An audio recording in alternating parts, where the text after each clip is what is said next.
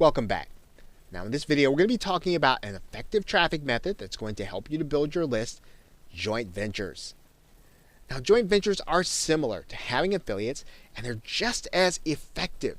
Now if you think about affiliates is leveraging the subscriber list of other people, well, in a joint venture, what you're doing is you and someone else, another marketer, you are sharing the responsibility in creating and launching a product.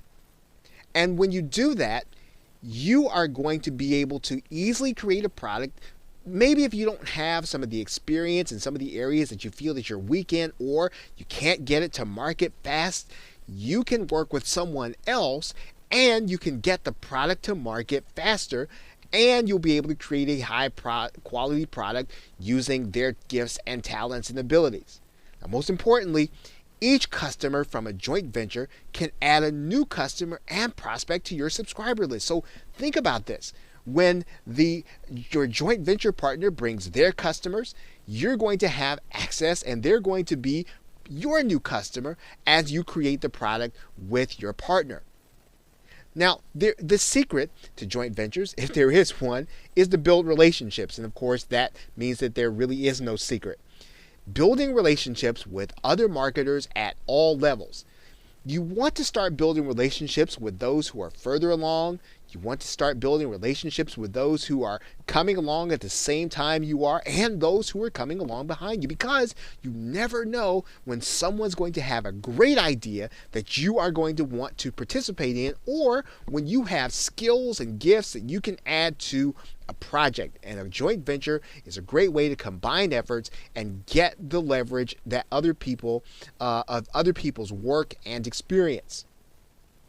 Now there's several ways to do joint ventures so that they help you to get more people onto your list. Now let's think about this. Now, one of the ways that new marketers often share the responsibility of product creation is to add a bonus to someone who is creating a new product.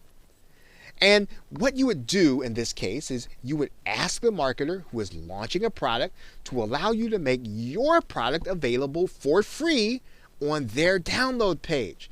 Now, this helps the marketer because they're going to be able to offer a fantastic bonus to their customer, and it's going to give their customer an added incentive to buy their product.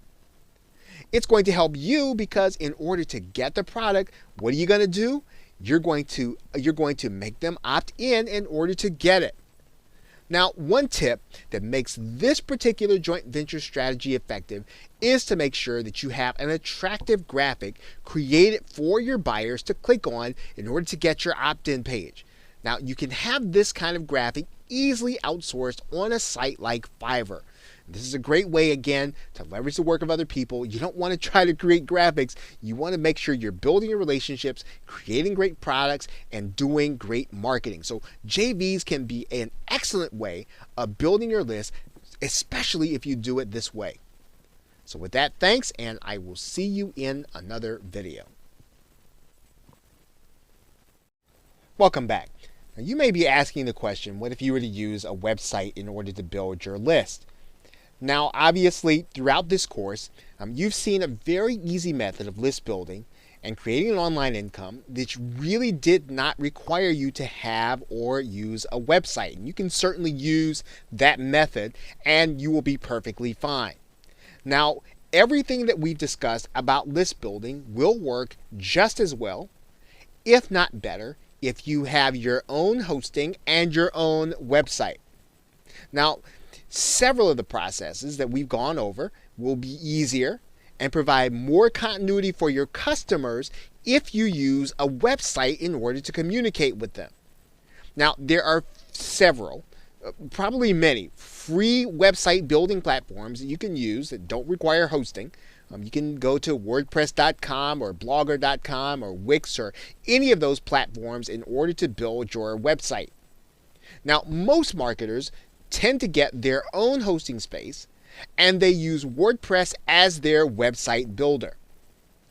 Now, if you aren't technical and all of that seems to be overwhelming, each of the steps we're going to be talking about in the next few videos can be completed by someone on the Fiverr website. These things can be outsourced, and they can be outsourced inexpensively. So don't be overwhelmed by them. If you don't feel as if you want to do them, or they seem to be too complicated, or they stop you from progressing, look, just send them over to someone else to do them, and then you reap the benefit. There's no reason for you to have to do anything that will keep you from moving in your online marketing business.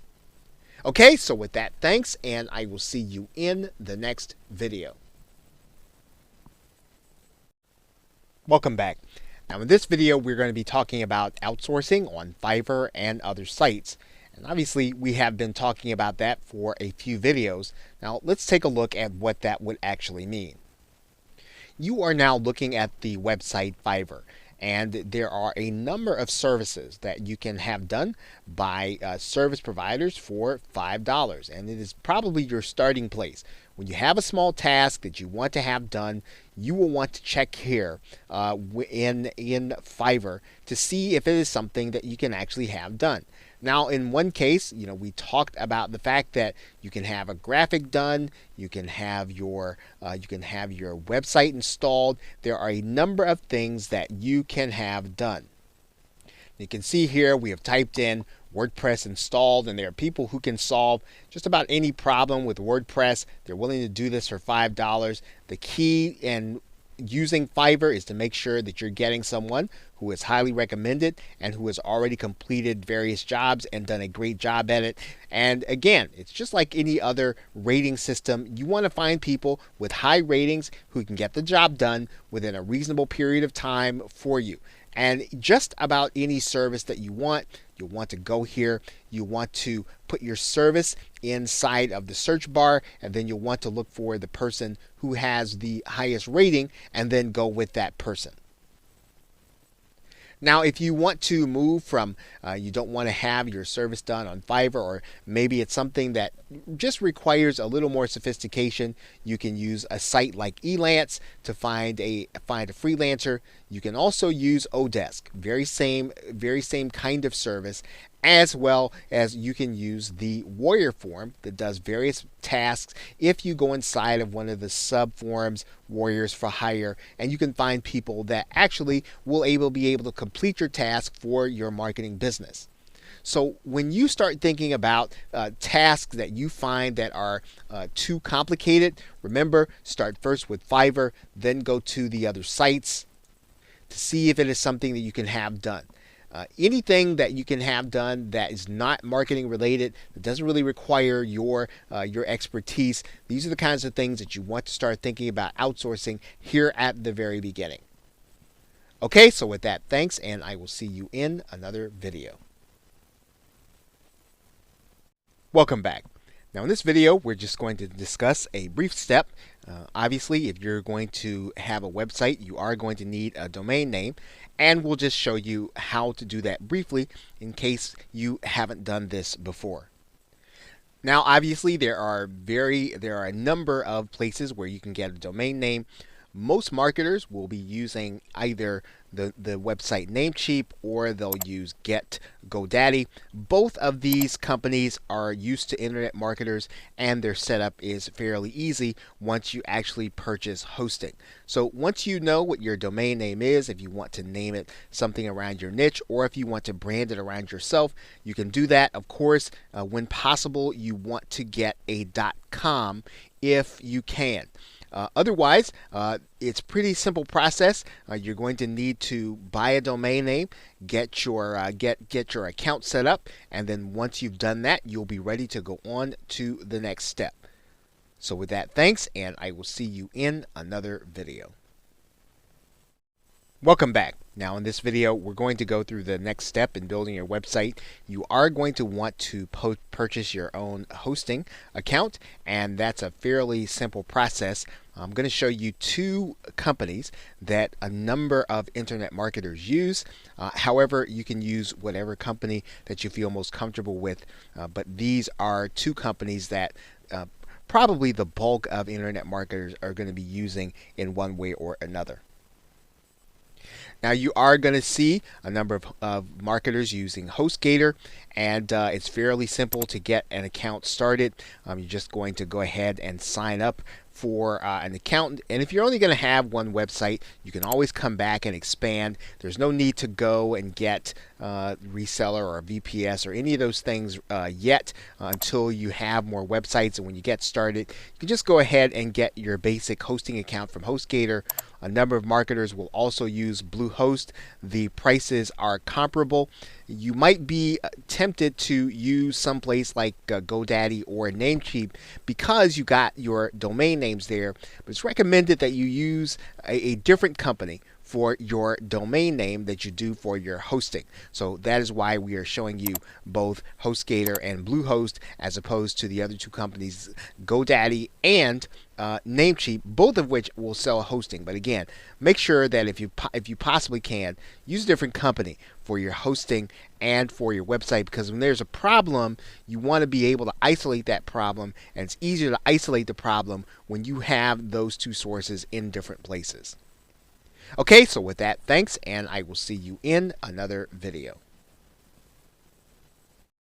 Welcome back. Now in this video, we are going to connect our hosting and domain name, and it's a very brief process, but it is one that you want to take note of.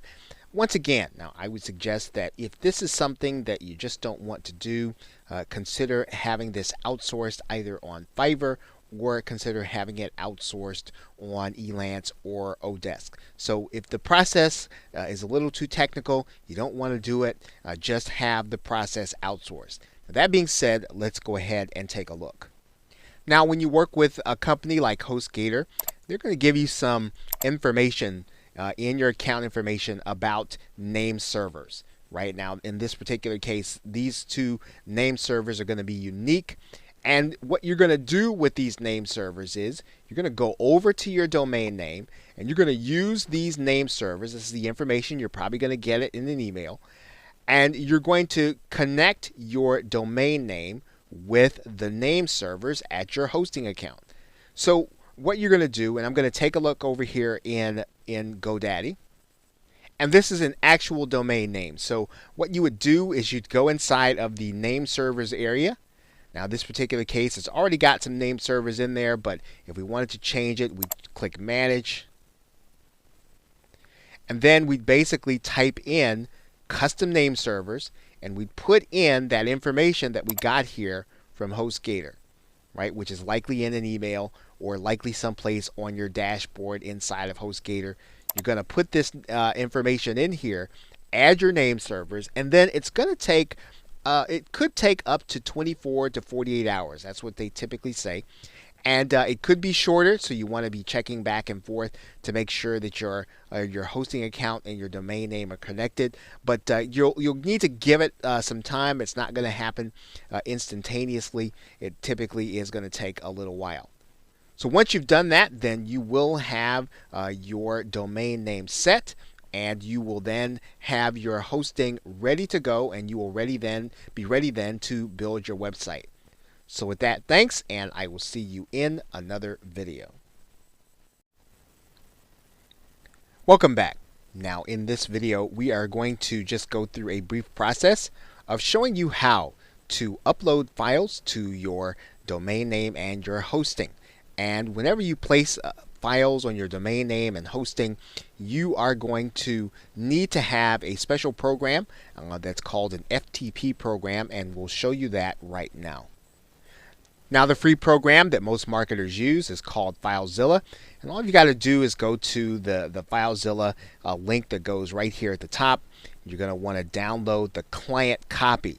So there's also a server download, but you want to download the client copy, and then you're going to have a program on your hard drive.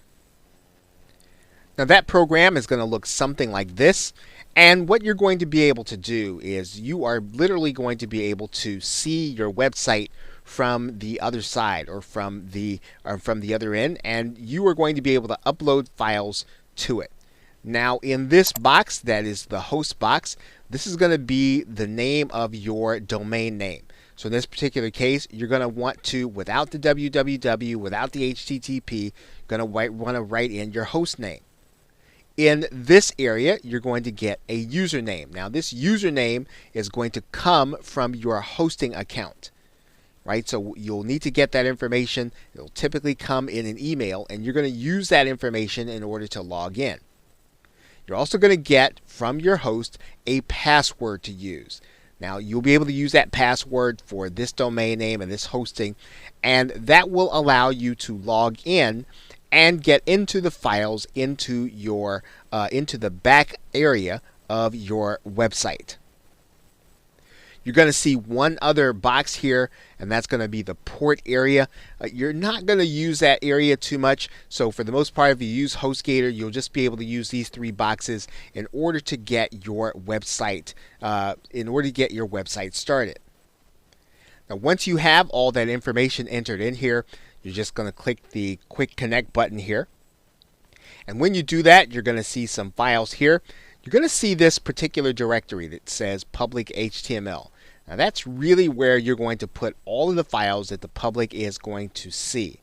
Now, when you want to create a place to, let's say, put a file that's going to be downloaded, you're going to do it inside of this public HTML folder.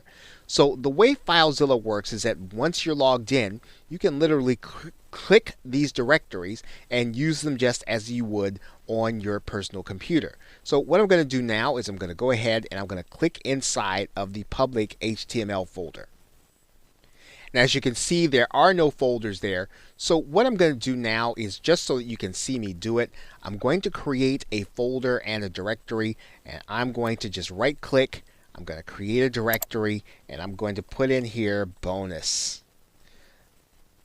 Right, so if I want to deliver my bonus from that directory, now all I've got to do is click inside of here, and I'll literally be able to use this directory on my server in order to deliver my bonus. So let's take a look at how I would do that. So of course, what I would do is I would make it deliverable. I'd right click it, I'd send it to a compressed file on my computer. Then once I do that, then it's ready for uploading to my server. And literally all I've got to do is drag and drop it up to my server, and I'm going to do that by just sliding it over, dragging and dropping it into that bonus file, and it's going to start the upload process.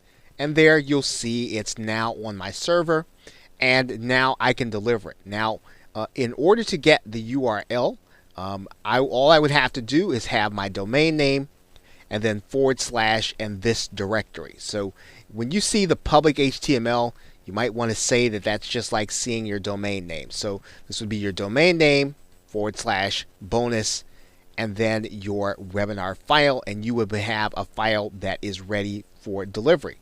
And that is how you upload files to your hosting. So with that, thanks, and I will see you in another video. Welcome back. Now in this video, we are going to discuss an easy website alternative both to manage and to get installed, and it's actually called WordPress. You may have heard of it.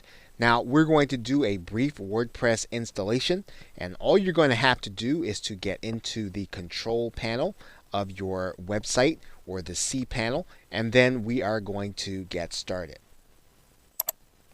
Now once you're inside of your control panel, or C panel as it is called, you are then going to want to look for this area for software and services. Now wherever you see a software and services installation facility, you are going to log into one called Fantastico, and we'll just go ahead and click this link. Once we're on the inside, we are going to look for WordPress, and we're going to click that. And then we are going to do a new installation. So all you got to do is click New Installation for WordPress here. And if you want to install WordPress as your main website, you're not going to put anything in that directory. You're going to give yourself an administrator name and password. You're going to want to type in, you want to give yourself an admin nickname. You're going to want to put the email address where you want everything to go to. And then this you can leave blank, or you can write something in here. This is what you're going to call your site. So I'm going to go ahead and type this in, and then we're going to just click Install WordPress. Okay, Fantastico will then prompt you to finish the installation. You're going to click that button there. And then you want to have the details sent to your email address, and then you are ready to log into your website. You want to go ahead and click this directory. And that will bring you to your WordPress website. And then all you'll need to do then is log in. And you will then have access to your website. Your website will be very basic when you look at it. And it will need some customization. There are lots of tutorials online as to how you can customize your website, but your website is basically then installed, and you can start using it in order to give your subscribers valuable information, as well as to do some list building. Now, in the next video, we are going to show you how to put your autoresponder code or your squeeze page on your actual website. So with that, thanks, and I will see you in another video. Welcome back. Now in this video, we're going to show you how to take your autoresponder form and place it on your WordPress website.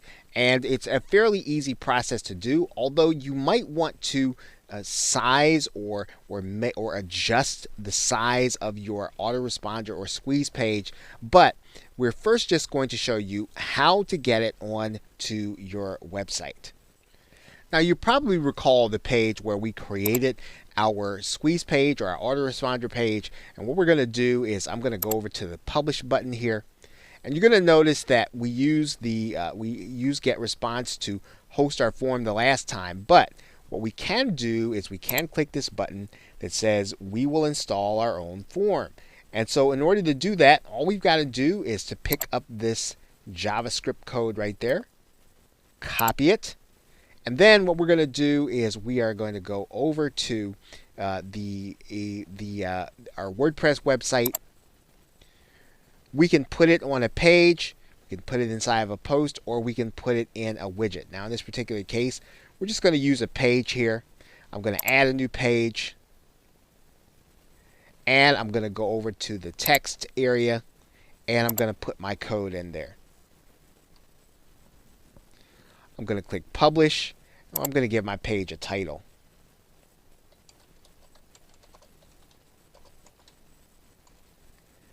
And then we're going to click publish.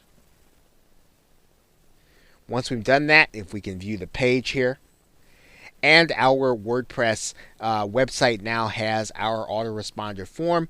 All we've got to do is we can name this, or we can adjust it to look the way we want on our website. But that is how you get your form onto your website. You can put it inside of a post. You can also put it inside of a widget.